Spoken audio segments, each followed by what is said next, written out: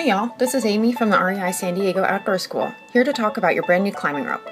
I know you're super excited to get out and climb, but let's explore some recommended industry practices so you can love your new rope starting from the day it's born.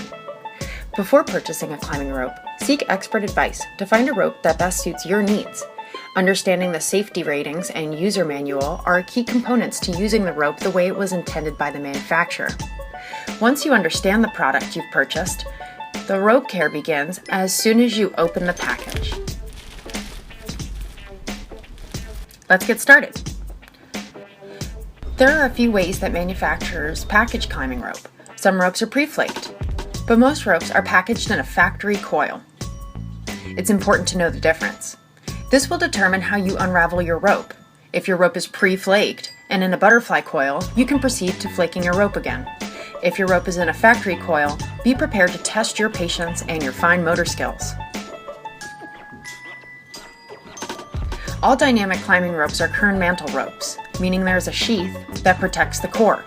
When uncoiling a manufacturer's coil, you must unravel the rope properly to keep the inside of the rope from twisting at a different rate than the outside of the rope.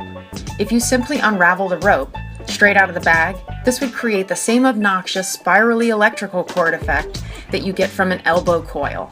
So if you see a friend doing this, you know what to do. Belaying with a spirally rope can be dangerous and is always irritating. So before we short rope our friends with a spirally rope, let's properly uncoil our factory coiled rope. Be sure to be extremely careful when cutting near your rope. Touch not a single thread with the blade. Keep your rope in a very neat package and do your best not to lose any stray strands.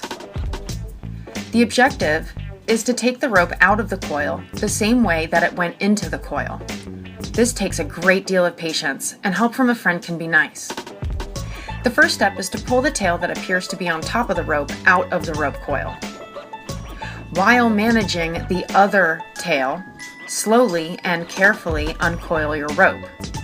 The key is to manage the tail inside of the rope coil. He can be a sneaky bugger. I like to hold on to the tail and check on it periodically. This can take a long time.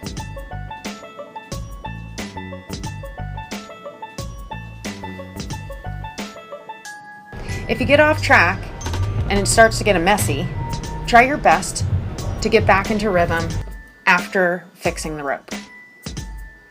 If you get completely messed up, all is not lost. You just need to take a little extra time to recover. This means flaking your rope several times and encouraging the spirals outwards towards the tail.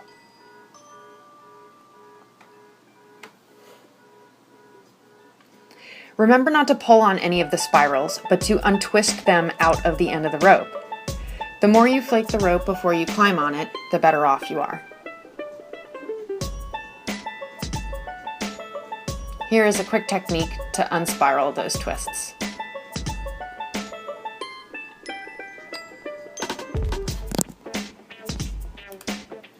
Now that you've flaked your rope a number of times, it's important to inspect your rope. When inspecting your rope, you're looking with your eyes for any defects to the sheath and feeling with your hands for any defects inside the core.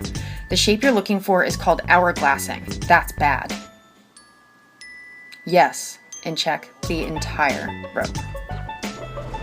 This rope's bicolored, so I want to make sure the color changes in the middle of the rope. An easy way to check that middle marker is by flaking both tails at the same time. Be sure to hold the rope tight so you don't slip.